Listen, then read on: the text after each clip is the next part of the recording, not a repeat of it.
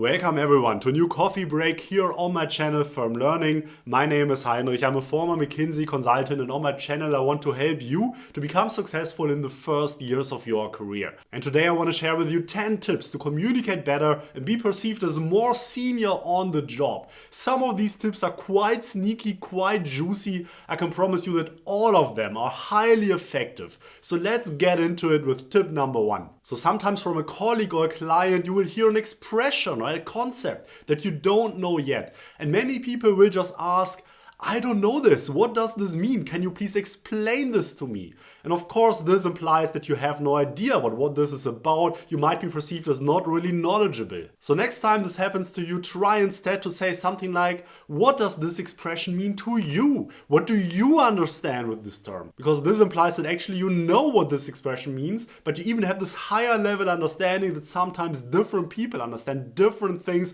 with the same expression. So you want to clarify it. And this takes away this notion that you have no idea what you're talking about. Next tip, we all know this, we already have lots of things to do, it may be already late in the evening, and now your supervisor, your leadership, your team lead approaches you and wants you to do even more. So what a junior person might reply to this is something like, I just cannot do it, I have too many things to do, can you please ask someone else to help you with that?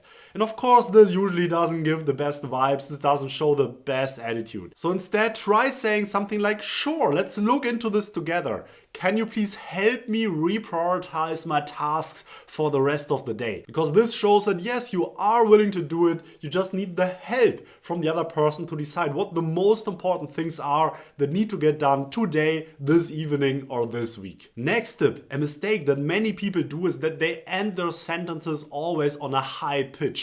So they go up with their voice at the end of every sentence. And this might look something like this. So you share an idea, and then this leads to this other thing. And actually you also have this other thing to share. And then there's also this other aspect that's relevant.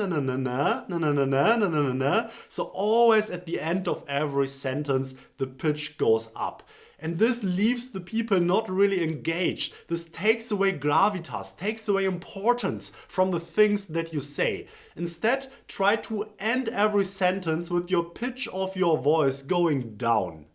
So say something like this, I have this very important idea that today I want to share with you. It is really something that will make a big contribution to the work. At the end of every sentence, go down with your pitch. This just adds gravitas and underlines the points that are really important. Next tip, you might be faced with a situation where you really don't know what to do. Maybe you get a task from your leadership, but you have no clue on how to address this or how to structure this. Here again, a more junior person might just say, I have no clue. I really don't know what to do. I feel completely lost. Can you please help me with that? And again, of course, this often doesn't give the best impression. Instead, try to say something like, I would really appreciate your insights in helping me shape this approach. Make it about the other person. Make it about the experience, the insights of the other person, and how together you will structure and solve this maybe quite challenging task. Next tip is to focus on organization and team leadership questions. Juniors in meetings often very much focus on tasks, on responsibilities, on things that need to get done. Well, of course, that's very important as well. One tip I once got is that if you want to be perceived as more senior, ask more questions regarding the organization, the team leadership. As a leader, you're responsible for enabling your team, for making sure that your team is set up for success. So ask questions exactly in that direction. Do we have the right capabilities on the team? Is this person able to lead the project in the right way? Can this person actually lead and supervise this more junior colleague? Are we working together with the right clients? Are we set up for success? So these are typical questions that more senior people will ask. Try to do this yourself if you want to be perceived this way as well. These were the first 5 of the 10 tips I want to share with you today. If you took any value out of them at all, hit the like button to help me with the algorithm, and of course subscribe and turn on the notification bell to stay up to date with my content. But now let's continue with tip number 6, and this is a mistake that I often see more junior leaders do, and this is that whenever there's a meeting in front of your own internal team, or maybe also when you talk to clients or other external stakeholders, This leader wants to present him or herself. The leader will want to give the result, give the presentation by themselves, and then often the team is just sitting in the back listening to this junior leader present. Try to find a setup where you as the leader will sit in the back and actually your team presents. Maybe not everything, but at least some sub-chapters of the overall presentation, of the overall meeting.